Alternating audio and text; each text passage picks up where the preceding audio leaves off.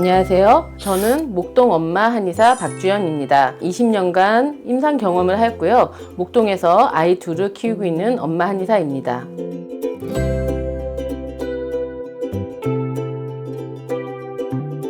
저희 채널명이 목동 엄마 한의사잖아요. 원장님의 두 아이는 어떻게 또 키우시는지 좀 그런 게 부분이 궁금한데 말씀해 주실 수 있는 부분이 있으실까요? 저희의 큰 아이는 어렸을 때부터 아토피, 비염, 중이염 이렇게 많은 알레르기 질환을 가지고 있었어요. 그래서 그 아이가 24개월 이후로 아토피가 발생을 하였고 1년에서 2년 정도 한약을 먹고 밤마다 자운고를 발라주면서 긁어하고 아파하는 아이를 옆에서 같이 간호하면서 아이를 키웠습니다. 그래서 한약 먹고 자운고라는 연고를 발라서 아토피가 많이 좋아졌어요. 아토피가 좋아지고 나서부터 이제 유치원 가는 시기에는 바로 비염, 중이염, 코가 많아지고 많이 붓고 그래서 뒤로 코가 넘어가고 그로 인해서 발생하는 모든 호흡기 질환을 저희 아이도 유치원 때 많이 겪었습니다. 그때도 저희 아이는 한약을 먹었고 계속 치료를 하였습니다. 그래서 초등학교에 들어가면서 이런 알레르기 질환은 많이 좋아졌어요. 저희들은 감기에 걸렸을 때도 한약을 많이 먹었고요. 크게 폐렴이나 이럴 때는 양방의 도움이 필요할 수 있지만 일상에서 감기나 아니면 코 증상이나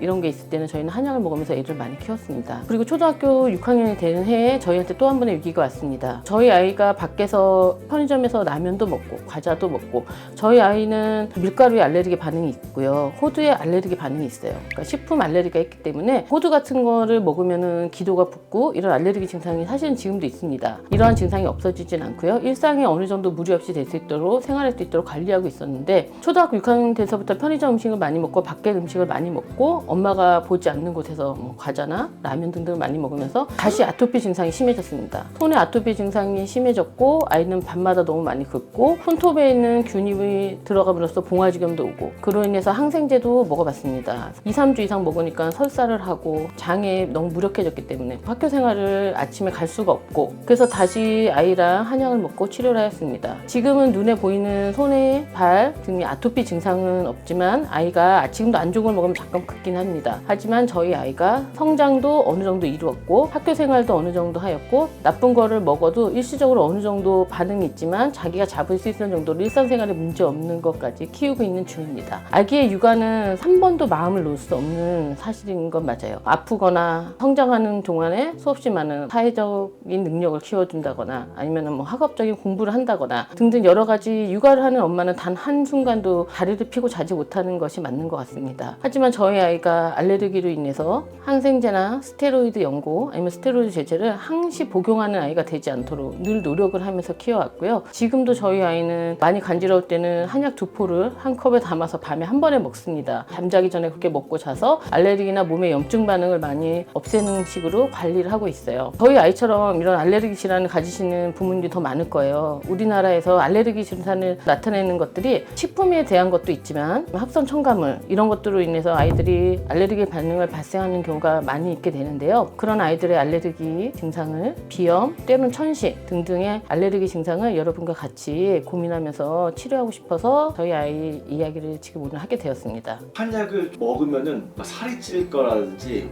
오히려 또 부작용이 생길 것 같은 걱정이 좀 많거든요. 그런 학부모들을 위한 혹시 얘기 한 번만 해주실 수 있을까요? 한의원에 있다 보면 아이들이 한약을 먹는데 제일 걱정을 많이 하시는 부분이 있는데요. 우선 첫 번째는 간 손상에 대한 문제이신 것 같아요. 이번에 서울대 보건대학교에서 연구를 했는데 6만 명 이상의 사람이 한약을 복용했어요. 근데 한약이라는 거에 전제하는 한의사가 진단을 통해서 처방한 한약입니다. 이런 탕전원에서 끓인 한약이 아니라 한의사가 처방한 한약을 먹었을 때는 여러분이 드시던 감기약보다 훨씬 더 간 손상이 적다고 얘기를 했어요. 한약의 간 손상은 거의 없다고 보시면 되시고요. 여러분한테 맞춰서 나가는 한약은 되게 안전하다고 보시면 되세요. 두 번째로는 한약을 먹으면 살이 찌지 않을까라고 얘기를 하시는데요. 장부의 기능을 원활하게 해준다고 하면은 비위 자체에서 노폐물이 많이 빠져나가요. 그렇기 때문에 성장을 원활하게 이루어질 때는 살이 찌게 하지 않아요. 알레르기나 이런 치료약에는 녹용이나 이런 게 들어가지도 않고 금은화나 이렇게 염증을 없애는 약이 들어갑니다. 그래서 몸에 염증이 없어지면은 장내 유산균이나 이런 게 생활이 좋아지기 때문에 오히려 노폐물이 많이 쌓여서 살이 찌는 것보다는 건강한 성장을 이룰 수가 있습니다. 본인이 한약을 드실 때 어떠한 치료나 어떠한 목적을 위해서 한약을 드시는지 한의사분하고 상담을 통해서 아이한테 맞는 한약이 처방되어지는 게 가장 중요하다고 생각합니다. 지금까지 저희 이야기를 잘 들어주셔서 감사합니다. 저희 아이의 이야기가 남들한테도 조금 도움이 됐으면 좋겠고요. 다음에도 더 좋은 주제를 가지고 만나 뵙겠습니다. 감사합니다.